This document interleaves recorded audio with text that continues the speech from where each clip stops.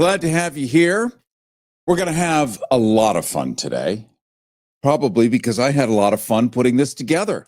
So if I have fun, you have fun. If I don't have fun, you don't have fun. I have been working on a couple of books. I've been telling you about this for a long time. My muse vanished for months. It was terrible. Couldn't write a thing, didn't care, hopeless, like a lot of us, right? Just like, what's the point? And nobody can read. Nobody. An entire 380 million completely illiterate people. Not true. All you have to do is go outside. Oh, yeah, that's right. Be social. Talk to people. I was over at a guy's house the other day. He had like books stacked up on a table. I was vibrating with you. I was horripilating. So I was eating an omelet, cheap omelet with good stuff in it. And the muse came and visited me. And I started writing. And this is a couple of months ago. So what I'm going to share with you is I've decided to put together a book called A MAGA History of the United States. Yeah, it's satire, but it's based on the true stuff, but it's written in a way where you and I will appreciate it, and so will they without knowing it. So it's a real twisted history. And the reason I'm going to read it to you today is not only is it fun and a departure from just endless hell, though we may open up the phones later, is it helps explain how we got to where we are today. Because if all of this is just an impossible thing to understand, then we do feel hopeless, dejected, and just completely empty. But there's a reason that all of this is even allowed today, that you can skirt the Constitution and the Supreme Court, even if you handpick everyone, can still make a reasonable argument that is reasonable to somebody. It's because of the fundament, the foundation of how this place was put together and who did it. And I'm not talking the founding fathers. I'm going way back to my ancestors who were incredible grifters, the Pilgrims. They were the ultimate triple used car salesman. And I'm not insulting used car salesmen. They're awesome. These were the kind that are in the cartoons. So I'm going to read to you A MAGA History of the United States, as I've written it. It's the utterly deranged story of a brutally funny look at what the Indians, as we still call them for some reason, actually thought when the Pilgrims washed ashore looking like undercooked funeral directors. And it wasn't awe, and it wasn't gratitude, and it wasn't anything involving the word destiny. So we're going to jump into it right now. In understanding how we got to where we are today, it helps to know where we came from. Speaking of coming from, if you have YouTube, if you have Substack, I recommend that you jump on Google right now or any ChatGPT, whatever you use, and check us out live streaming video on YouTube, Substack, and probably a few other places simply by Googling Cary Harrison, C-A-R-Y, Cary Grant spelling Harrison. You can also get our newsletter at caryharrison.com, where other stuff that we cannot do on the radio anymore, as you know, I will include in there, plus a full transcript of what I'm going to do today. I'm going to perform this for you because it's really the only way to get it out. So that's Cary Harrison YouTube, Cary Harrison Substack. We're all taught about the Pilgrims. Thanksgiving is their crowning glory every year. And a lot of you are still high on L-tryptophan, I'm sure. But who these Pilgrims really were and what they really did was not handed to any of us in school. What you didn't know is that they vanished for 12 long years. After they left England. And then they went back to England before they even envisioned coming to what we now call America. This is my MAGA history of the United States, but it's based on truth. It just has to be delivered on a pewter platter so that it can be consumed by everybody. So I'm going to start at the very beginning. I'm going to end up not today, but writing in the future about good old witch burnings all the way up to the present. But for now, how it all started and how it looks almost the same. And we're not just trying to hide anymore. Okay. Chapter 1, How to Flee Every Country Until You Finally Find One Without Neighbors. The Pilgrims, those paragons of piety, those stalwarts of sobriety, or so the history books would have you believe. The truth is, those guys were a bunch of slobbering, stumbling, drunken louts. These were my ancestors on my mother's side of the family. These were not your run-of-the-mill religious refugees. No, these were the sort of people who thought wine was a gateway drug and theater was Satan's personal Netflix account. Now, let's not pretend they were chased out of England for being too pure. They weren't persecuted, they were avoided. Their first stop on the Tour de Alienation, Tour of Alienation, Amsterdam, a city so tolerant it lets streets run with hash smoke, pickled herring, and the occasional naked anarchist juggling Protestant pamphlets. But even Amsterdam, the global capital of live and let snort, found the Pilgrims a bit much. These were people who could make a potato famine look like a garden party. They crashed into town like a Puritan Yelp review. Too sinful, 0 stars. The Dutch, who could cohabitate peacefully with Catholics, with Jews, with hookers, with windmills, took one look at these scowling refugees and said, that's enough of that. Imagine being so intolerable that even the Dutch, masters of religious shrugging, ask you politely but firmly to off. So the Pilgrims trudged to Leiden, a lovely little university town whose greatest sin was not reading the fine print on the immigration forms. Yes, bring your families, start your linen workshops. Absolutely. Let's diversify the gene pool with these beige-souled Calvinist rejects. 12 long, droning years later, the Pilgrims had managed to out-Puritan even the local monks. They refused to integrate. They wouldn't learn the language, or how to be joyful. And regarding their children learning Dutch as a one-way ticket to hell. Yep. They didn't want their kids growing up tolerant, curious, God forbid, happy. No, these pious buzzkills believed that Leiden, like every other town on earth, was just another Sodom with better plumbing. The townspeople finally reached the inevitable conclusion. These people suck. This is back around 1625 now. And not in the entertaining way a libertine sucks, but in the soul-curdling way that someone sucks all the air out of the room by reciting Leviticus at a dinner party. And so Leiden, gracious, patient, Leiden, Holland, Netherlands, gently escorted them toward the exits, probably handing them a complimentary clog and a loaf of bread on the way out. Thank you for your rigid hostility and spiritual smugness. Please, never come back. And where to next? Why, across the Atlantic, of course, where no one would be around to kick them out for the next several 100 years. Thus, these delightful theocrats boarded the Mayflower, hell-bent on founding a nation where they could finally be free to oppress everyone else. And that is how a bunch of moral auditors fled the only country sophisticated enough to dislike them, only to plant their flag in someone else's backyard and call it liberty. Chapter 2.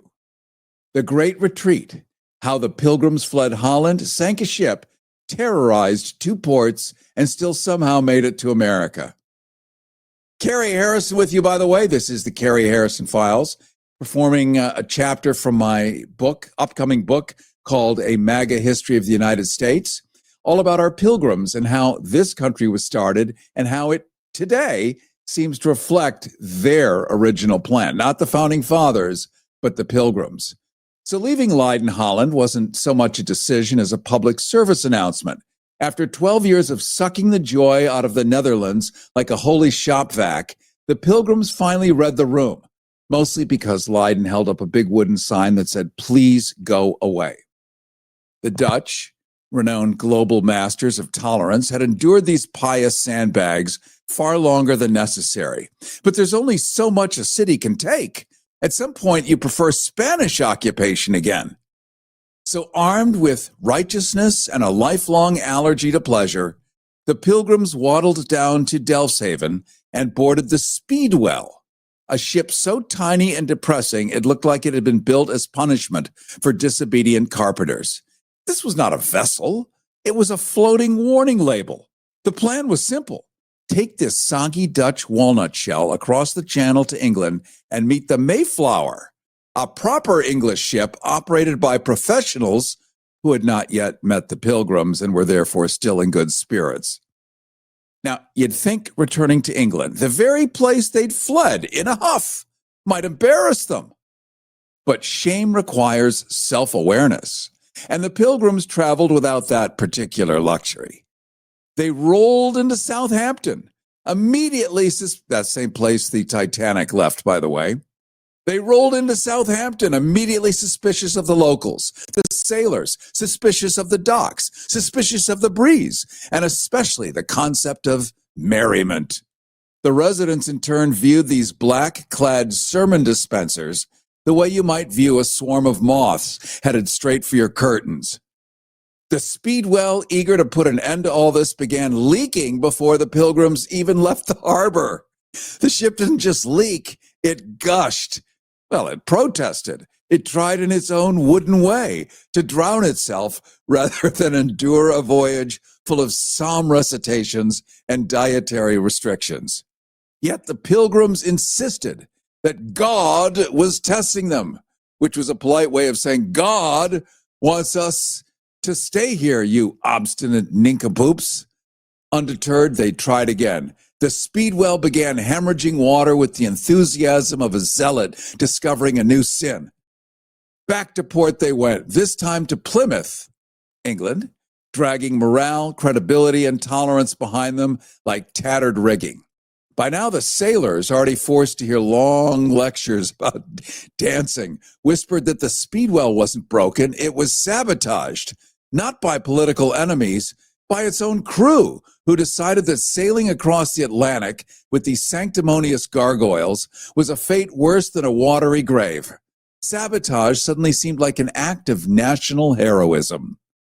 Finally, the truth could no longer be choked down.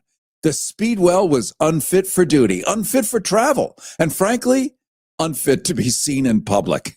The Pilgrims dumped it like a bad marriage settlement and shoved themselves onto the Mayflower instead. All of them, in one ship. One cramped, groaning, miserable ship, now filled with enough piety to sink a cathedral. Chapter 2a. What the English thought when the Pilgrims came back begging for a boat, or look who's crawling back in a doublet. Picture it. Early 1600s, England, a land knee-deep in mud, monarchs, and merrily burning heretics. It had already tossed the Pilgrims out once for being so self-righteous that they made Anglican bishops look like burlesque dancers. So when this crusty little cadre came back, sallow, sanctimonious, and smelling faintly of Dutch despair, asking for a boat, the reaction was somewhat between baffled amusement and institutional side-eye. You could almost hear the clerk of the Admiralty scoffing into his inkwell. Oh, look, it's the sulking sermon squad. Didn't you lot flounce off to Holland to drown your own piety? What's wrong? Too many cheese wheels and smiling children? The English crowd did not love them. The church loathed them. That's the Church of England. Even the other dissenters, the ones living in swamps and muttering about the Pope, thought the Pilgrims were a bit much. Yet here they were again, threadbare, hats in hand, begging for passage through the ocean to start a godly commonwealth, which everyone knew was code for compound full of joyless tyrants with a fetish for stocks. Not the kind on Wall Street, the kind you put your arms and legs in and slam the wood shut. To the English mind, this was the theological equivalent of someone quitting the band because the music was too upbeat, only to show up 6 months later asking for gas money to start their own Gregorian punk collective in the woods. And what do the English say? Well, they'll either die gloriously or come back even more miserable. Either way, we win. The investors, those glorious cigar-chomping proto-capitalists of the Virginia Company, saw an opportunity. Sure, give them a ship. Hell, give them two. One for them and one for their doom. Just make sure they sign a charter and send back fish or furs or whatever passes for revenue in that future wasteland. They handed over the Mayflower like a second-hand van to a family of religious hoarders. No doubt they waved them off with a smile and said, "Good luck building your utopia in a frozen forest while screaming at squirrels for breaking the Sabbath." And as that sad little boat creaked away from the docks, this would be the vaunted Mayflower, paintings of which are masterful today. That little sad boat creaked away overloaded with black hats, salted meat, and enough judgment to drown a Jesuit. The English leaned back. They didn't learn anything. They taught. They leaned back, took a long drag from their pipe, and said, "Well, that's one way to export the national embarrassment." And so in September of 1620, after stalling, backtracking, leaking, praying, and confusing sabotage with divine wrath, the Pilgrims finally left England from Plymouth, the mother country they once accused of being insufficiently holy. England, upon watching them depart, breathed a sigh of relief so deep it altered the coastal weather. Behind them, they left Leiden, still airing out its homes from the great moral mildew infestation of 1609 to 1620. And you know what that mildew was. Ahead of them, an ocean, a continent, and millions of unsuspecting inhabitants about to meet history's most humorless landlords. The textbooks told me that this voyage was brave. It was noble. It was destiny defining. But history, if it had a tongue loose enough to speak plainly, would admit the truth. The Pilgrims were kicked out of Holland, annoyed England into sabotage, drowned a ship, and accidentally made it to the New World because the Atlantic couldn't leak fast enough to stop them. But they did have to get those investors. This is the birth of capitalism. Chapter 3. Cary Harrison with you. This is the Cary Harrison Files. Don't forget, we're live streaming video right now. You can simply Google Cary Harrison YouTube or Cary Harrison Substack, or if you have Instagram, like who doesn't, live streaming right now on Instagram too, real Cary Harrison, RealCary Harrison. You can see the live video right now as I am performing, as it were, chapters out of my upcoming book, A MAGA History of the United States. Thanksgiving just in the rearview mirror. How did we get here? Not that Abe Lincoln created it as a holiday, but who were the folks around which this mystical, magical holiday is built? This is the birth of capitalism as we know it. Chapter 3, the Mayflower Pub Conspiracy. And so our grand American misadventure began not with trumpets or divine visions, but with a nation of subjects so thoroughly cowed by their king that criticizing his haircut could send your head rolling down an alley like a dropped turnip. Privacy did not exist. Dignity barely survived. The English crown owned its people the way a butcher owns pigs. Legally, absolutely, and with no illusions about their fate. It was England, of course, so naturally it all began on a dark and stormy night. Every English disaster begins on a dark and stormy night, as if the island itself insists on melodrama. Rain battered the thatched roofs of Rotherhithe, while the Pilgrims, those professional mourners of the 17th century, sloshed into the Mayflower pub, a den of such rancid squalor that even rats avoided the place for sanitary reasons. The air was thick with a bouquet of stale beer, human despair, and boiled cabbage, a fragrance with the power to exfoliate the soul. The floor clung to boots like a desperate lover. The walls glistened with condensation and failure, and the conversation was as sticky as the tables, which was sticky for other reasons too, because back then pubs had an upstairs, kind of like the Wild West. And inside there, in the gloom, at the battered wooden slab of masquerading as a table, the would-be founders of America gathered. A guttering candle illuminated a cluster of Puritans whose expressions suggested that God had personally offended them. Bradford sat hunched like a man furious with heaven, but too pious to file a formal complaint. Brewster wore the pinched expression of someone who had been constipated by theology for decades. Winslow, too young to know better, too old to avoid trouble, brooded like a child imitating adult misery. Even the ladies of the pub contributed to the scene, bedraggled courtiers of cheap ale and cheaper perfume, one sporting a bosom crowned by a hairy mole, so defiant it could have petitioned Parliament. So into this fog of damp wool and righteous resentment arrived Miles Standish, a compact storm cloud of martial irritation.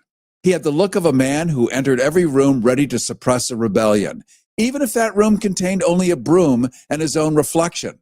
His presence did little to elevate the tone.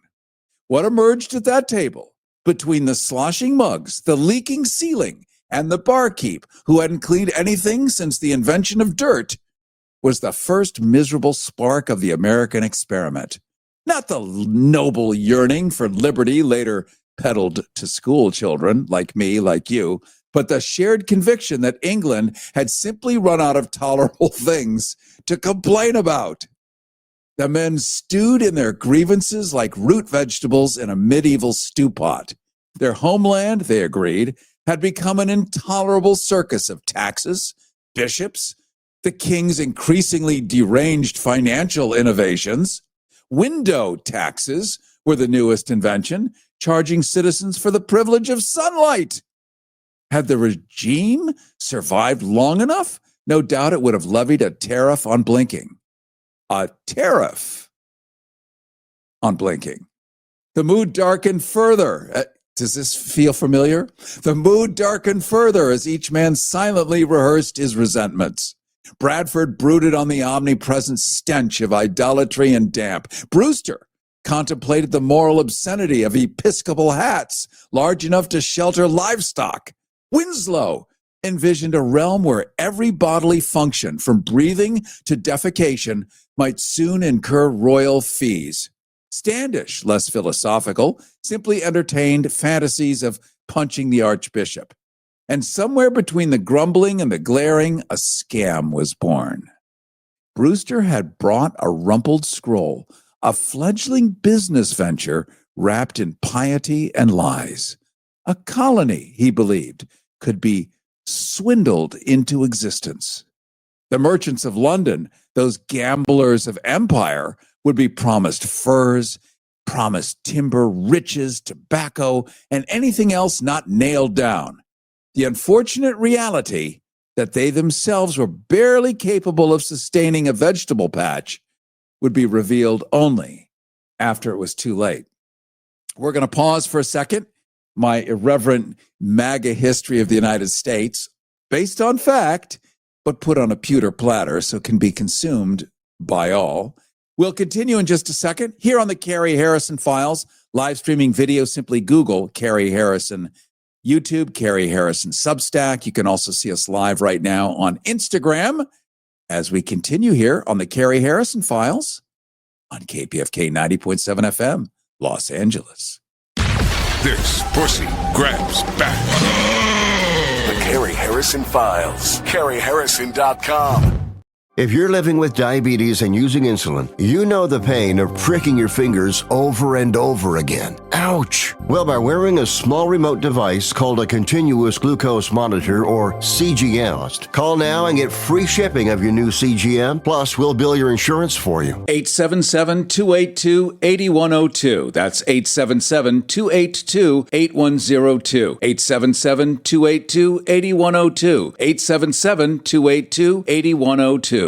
And it is the Cary Harrison Files, live streaming once again on YouTube, on Substack, on Instagram. Simply Google Cary Harrison, CaryHarrison. Don't forget to get our newsletter, because there's less and less we're allowed to do on the radio for all the reasons I've told you, from Palantir to being listed by name in Project 2025. So we have to do a lot of Jonathan Swift use a lot of metaphors, Brobdingnagians, the Laputians, little L. Frank Baum, little Mark Twain, Samuel Clemens, rather, and just create lots of cool metaphors. Thus, I am working on this book, not quite finished, but it will be soon enough, called A MAGA History of the United States, the real history of this joint, how it came to be.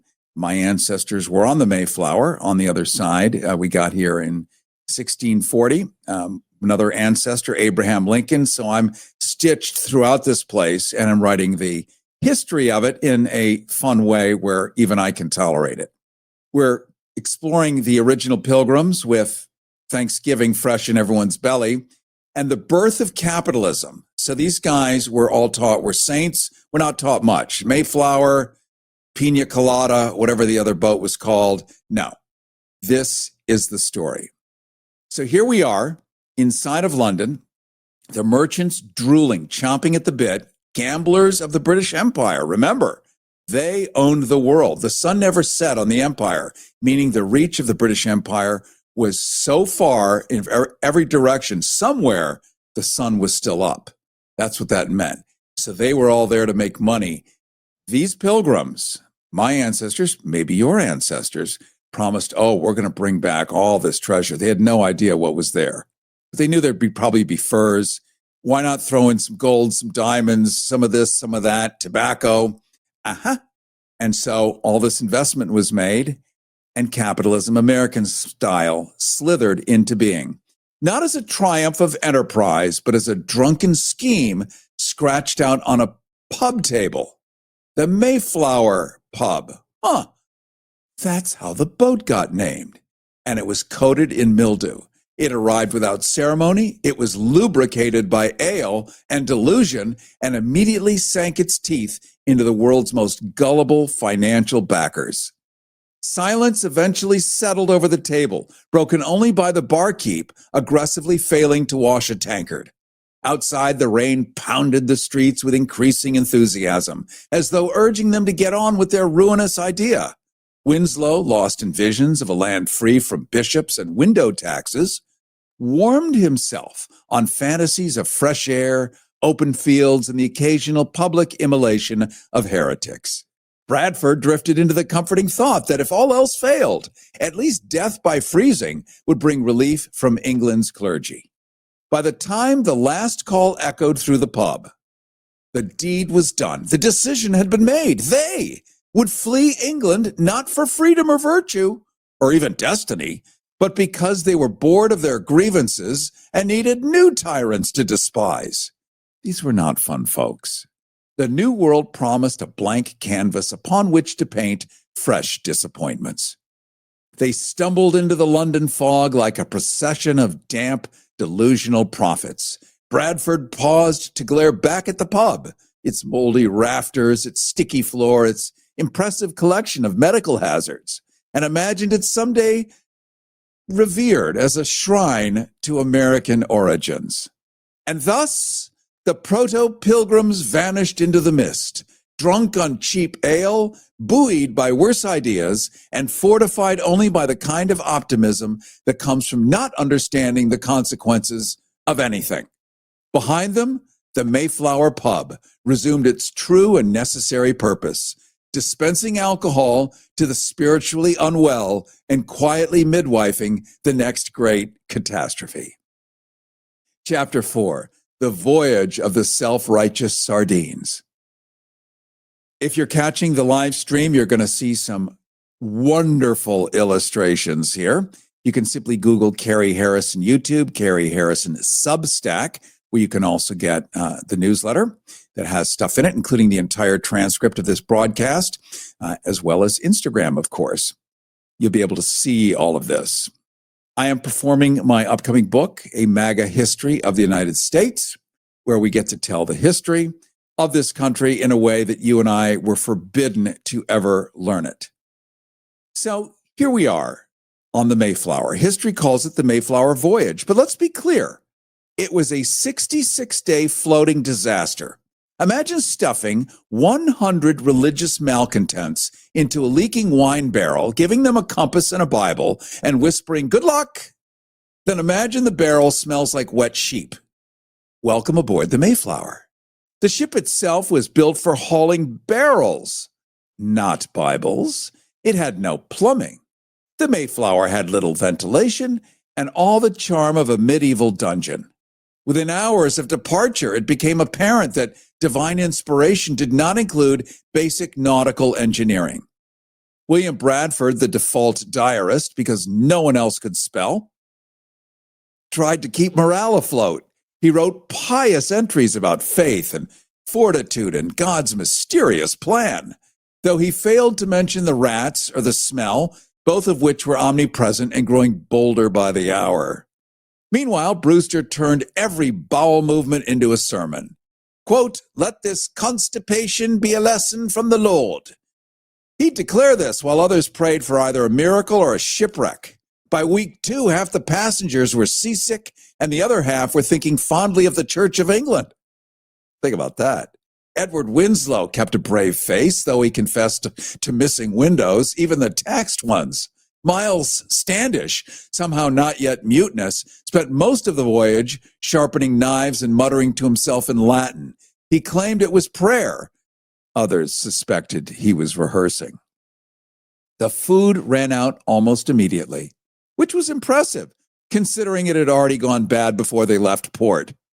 Meals on the Mayflower consisted of moldy hardtack, suspicious pickled things, and occasional dried fish that looked and tasted like it had already died twice. There was, of course, a storm, because, of course, there was. The kind that tears sails, breaks masts, and inspires panicked psalms shouted at the sky. Brewster saw it as a divine test. Standish saw it as Tuesday. During one particular violent gale, a main beam cracked. It looked like the voyage would not end in glory, but in a soggy group baptism. Bradford, ever the optimist, recorded that God provided the means for our salvation. What he meant was that someone propped up the beam with a great iron screw, which was likely stolen from the cargo. Thus, the foundation of American resilience, theft and makeshift carpentry. I'm just going to have some coffee. This is the sound of me pausing to have a sip. Everybody wants cheap airfare, but where do you find it? Well, you call low-cost airlines because they specialize in cheap flights, in discount hotel rooms, in cheap car rentals, and with the best price guarantee. Often 75% off. 901-235-1795. 901-235-1795. 901-235-1795. 901-235-1795. Maybe you heard that. You know, in the old days in radio, you would never let somebody hear you drink coffee. But those old days are long gone, like the Department of Education. Back to a MAGA history of the United States. Cary Harrison with you. This is the Cary Harrison Files. Miraculously, no one died on the way in the Mayflower, though a few passengers seemed to be negotiating with God for the privilege. One sailor who mocked the psalm-singing pukes was struck down with disease shortly after, interpreted as divine justice by everyone except his widow. Nations have been built on greed, they've been built on lust, on conquest and scandal, but never before had the fate of a would-be empire hinged on the dregs of an ale barrel and a captain's refusal to share. Yeah, aboard the Mayflower, beer had been the only functioning institution. The water was a slick, green algae liquid masquerading as divine punishment. It shimmered in the barrels like something dredged from the bottom of hell's birdbath. I mean, think about it. You're surrounded by nothing but salt water, and all that fresh water sitting in barrels becomes, oh, so unfresh, oh, so fast. It's not like the wood has been somehow cleansed and pasteurized here. It's wood. So these barrels holding water that seemed like something dredged from the bottom of hell's birdbath fit only for killing livestock or seasoning torture devices, beer, by contrast, remained loyal. It was liquid sanity in a world designed by a sadistic deity. The Pilgrims, those human embodiments of frostbite, drank it not for pleasure, for bad pleasure, remember? They drank it for survival. And it had a side effect of a hell of a buzz. Their livers, overworked and underappreciated, achieved more miracles than their entire theology. Each pilgrim, including infants, whose first solid food was Calvinism, consumed a gallon of ale a day.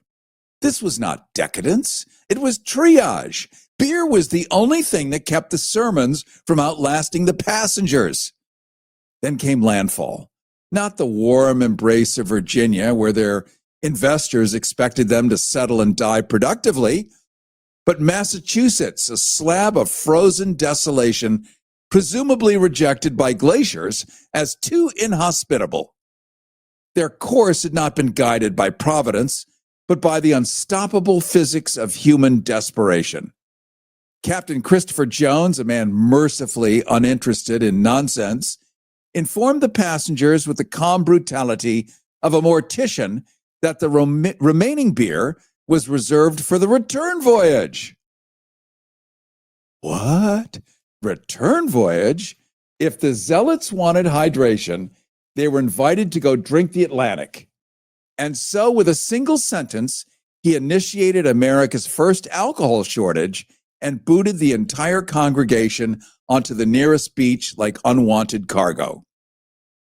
William Bradford later recorded with a straight face and a dry quill that they were, open quote, much spent, especially of their beer. This was like describing the Great Fire of London as a bit warm. When stripped of ale, this community of Puritans, of sanctified neurotics, transformed into something between a doomsday cult and a mob of detoxing lunatics. They wandered the shoreline, trembling, whispering scripture at puddles, hallucinating fields of barley, and wondering whether God had finally decided to let them die without the courtesy of drowning them first. Chapter 5. Provincetown ahead. Uh-oh. If you don't know about Provincetown, Massachusetts, P-Town, those of you who do, you'll get it. The sight of the new world filled them with awe, with dread, and an overwhelming desire to never see another salted herring again. They dropped anchor at Cape Cod, a spot they had absolutely not intended to reach. But as history has taught us, if you plant a flag and write about it convincingly enough, no one will notice you got completely lost. Before setting foot ashore, they drafted the Mayflower Compact, a document that began as a covenant with God and ended up as a passive-aggressive HOA agreement. It was signed by 41 men, several of whom were fantasizing already about mutiny and indoor plumbing.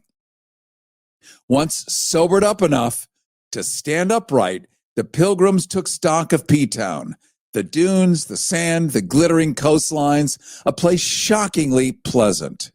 Too pleasant, suspiciously pleasant. The women complained the sunsets were sinful. The men complained the air felt frivolous. Small children complained simply because they were Puritan children, and complaining was their cardio. Then Elder Brewster, who could sniff out vice at 20 miles, gazed upon the horizon and declared, "This place shall one day fall into the hands of peculiar folk." If only he knew. He foresaw men in silk and enough joyful decadence to send a Puritan into anaphylactic shock. The Pilgrims panicked and fled immediately. The first recorded instance of straight people fleeing Provincetown on instinct alone. Chapter 5a. Cary Harrison with you. This is the Cary Harrison Files. Performing a bit live, the couple of chapters of my upcoming book, A MAGA History of the United States, so that you can appreciate history that we're not taught in school, but done on a pewter platter so that it's consumable by all, especially by me. I spent the entire summer, by the way, tracing the footsteps of the Pilgrims. I went to Holland. I went to Leiden. I went all over the place, saw it all, took lots of cool pictures. But this is audio, so here it is. With some video streaming and some cool illustrations, you can simply Google Cary Harrison YouTube, Cary Harrison Substack, and of course, we're also live streaming video on Instagram. Chapter 5A. I like 5A as opposed to Chapter 6. Land ho again.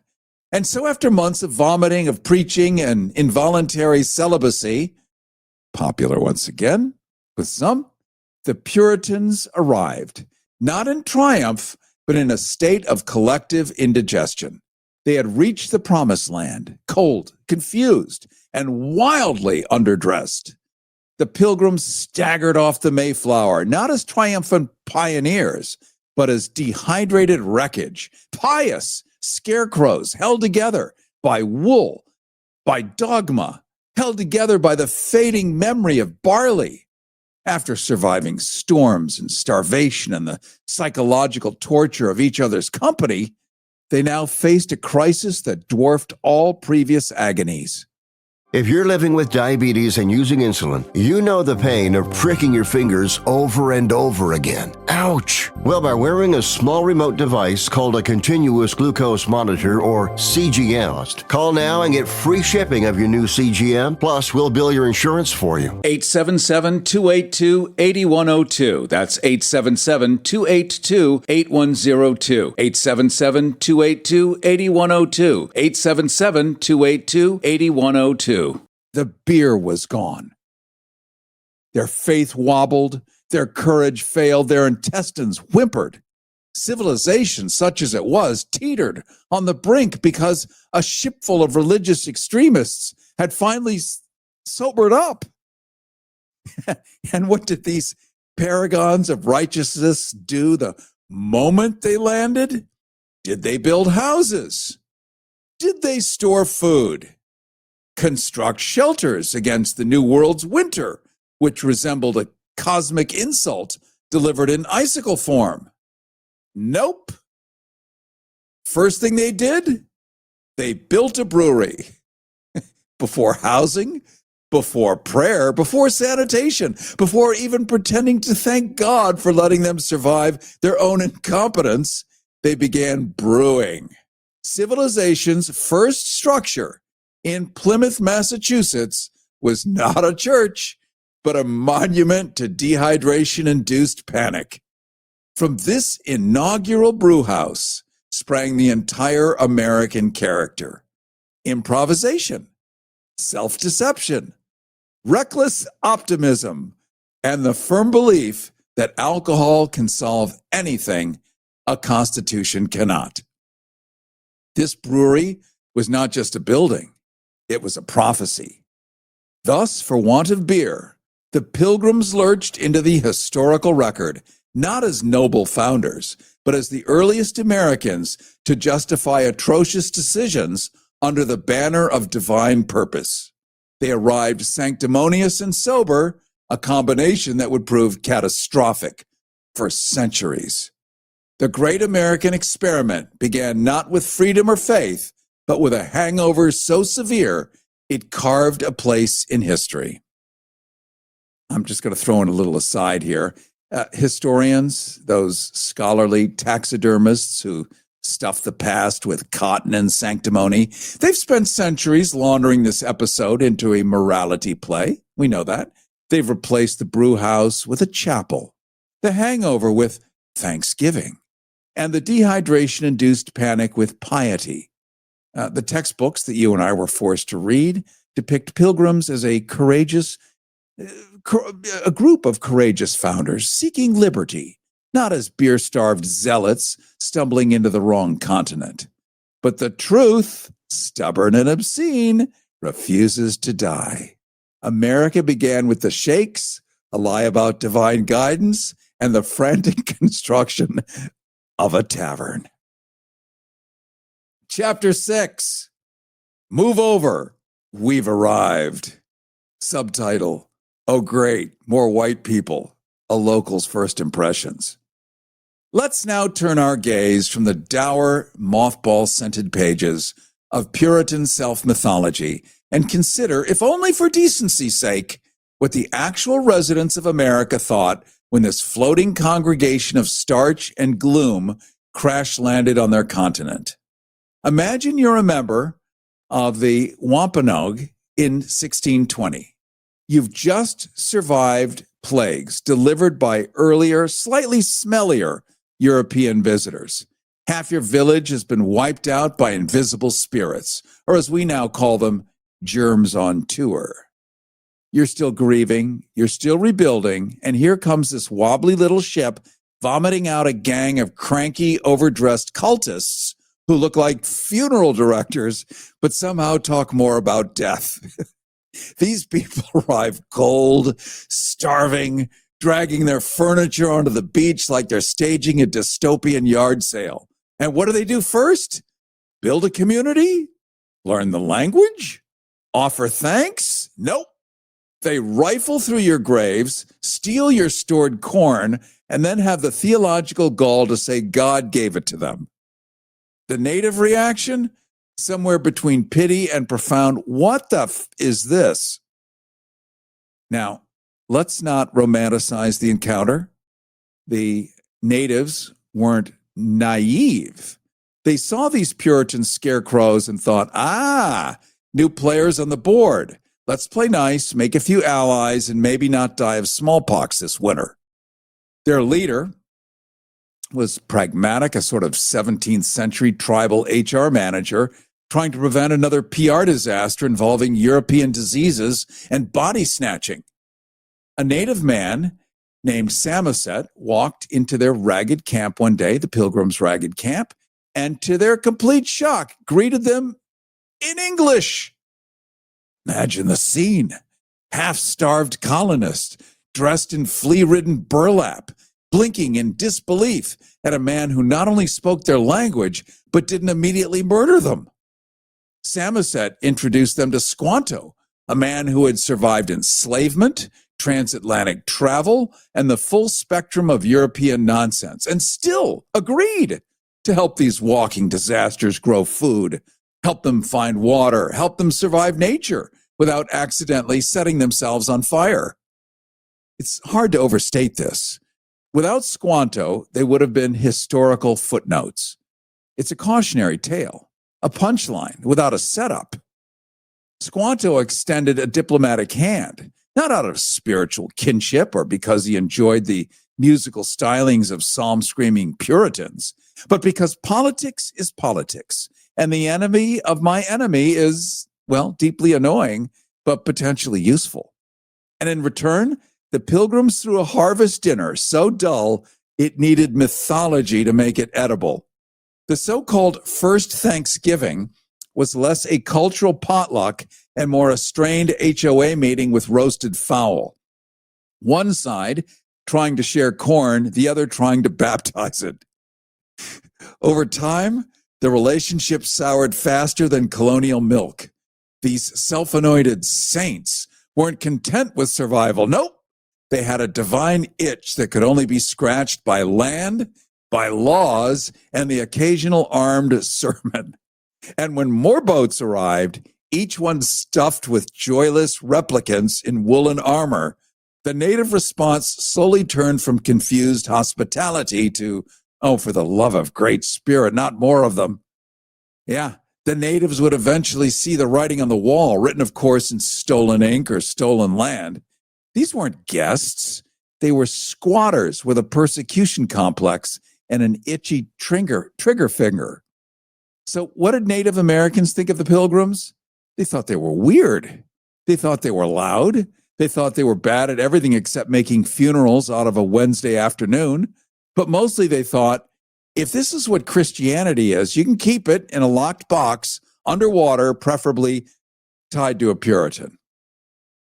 Cary Harrison with you. This is the Cary Harrison Files live streaming video on YouTube, on Substack. Also on Instagram, you can simply Google Cary Harrison, C-A-R-Y. Also get our newsletter where we're going to have an entire transcript of this, plus other stuff we simply no longer can do on the radio. Reading to you from my upcoming tome, A MAGA History of the United States. I'm just taking you through the recent holiday. I'm going to be, I haven't yet worked on witch burning and all the other fun, frolic, mayhem, and merriment that is our history all the way up through, slavery, the whole soup, cat, and pizzas all the way up to today. But here we are enjoying the recent experience. Chapter 7, The First Winter of Incompetence and Scurvy. The Pilgrims landed in November, which any farmer, fisherman, or person who has ever seen a calendar can tell you is not the optimal season for founding a civilization.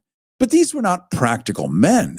They were people who believed they were divinely chosen, despite being unable to choose an appropriate month to arrive. The ground was frozen, the trees were bare, the local wildlife had gone into hiding, and yet there they were, with no shelter, no food supply, and no plan beyond pray harder. The first order of business was to build homes. So naturally, they lived on the ship for 2 more months while arguing about how many cubits wide a godly cottage should be. Meanwhile, scurvy swept through the ranks like divine retribution with bad breath. Their diet consisted mostly of salted despair with a side of regret. By January, the Pilgrims had constructed a mighty 3 buildings, 2 of which collapsed in the wind. The third promptly caught fire because someone thought candles and hay made excellent roommates. Miles Standish, meanwhile, spent the winter patrolling the perimeter, looking for anything to stab. Beasts, heretics, time. He was a man out of place, more comfortable with a sword than a shovel, and thoroughly dismayed to discover you can't threaten scurvy into submission. And then came the burials. Quiet, hasty affairs conducted at night so the local tribes wouldn't notice the body count. They buried them in mass graves, then planted corn on top, not out of disrespect, but in a grim attempt at deception. Nothing to see here, just good Christian agriculture. By March, only 47 of the original 102 passengers remained alive. Most were too weak to stand, let alone start a country. Winslow, whose optimism had somehow survived the voyage, now resembled a haunted choir boy with rickets. Yet he still insisted, "We are building a godly society." Thus ended the first winter. Less a triumph of faith, more a testament to sheer dumb survival. Chapter 8, The First Thanksgiving, a meal, a myth, and a marketing campaign, or how to rebrand colonial hunger as a holiday cheer. After barely surviving the winter frostbite and theological bickering, the Pilgrims stumbled into spring like hungover badgers, emerging from a sermon. They'd buried half the colony, eaten most of the rest, and owed their lives almost entirely to the indigenous people they would later describe as savages. But never mind all that. By autumn, they'd managed through a mix of Squanto's agricultural wisdom, dumb luck, and divine outsourcing to produce a modest harvest. And so they did what any guilt-ridden colonial outfit would do. They threw a feast to celebrate not dying. This was the postcard Thanksgiving of your elementary school reenactments, where shiny buckled hats and smiling cornucopias dance in harmony. Now, this was a 3-day truce meal thrown by a desperate theocracy and attended by a suspicious but patient native tribe that probably thought if we feed them, maybe they'll stop accidentally setting things on fire. Bradford called it a harvest celebration, though it bore a striking resemblance to a victory lap for surviving their own incompetence.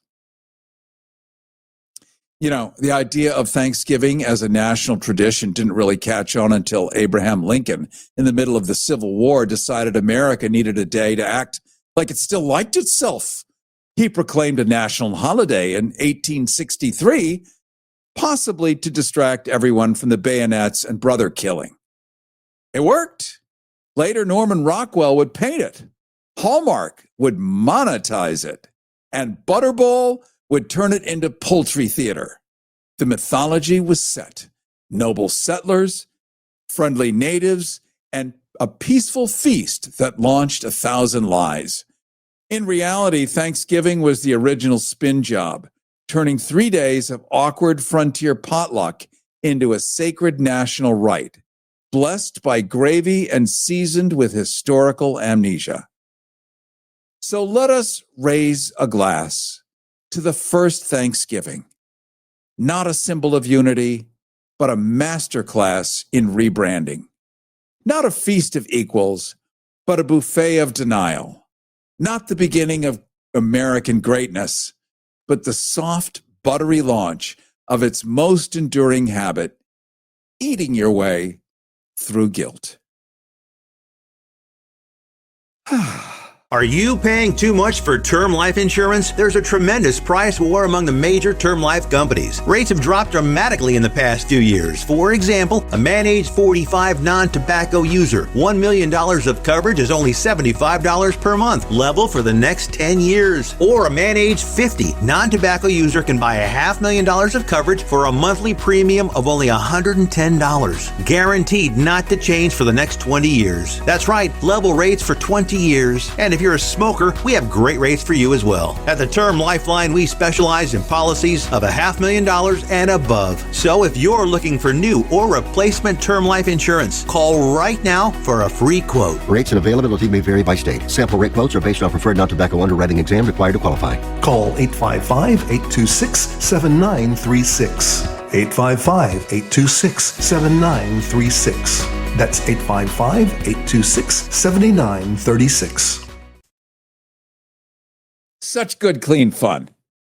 At some point when I get through witch burning and all the rest of it, we'll do a little more.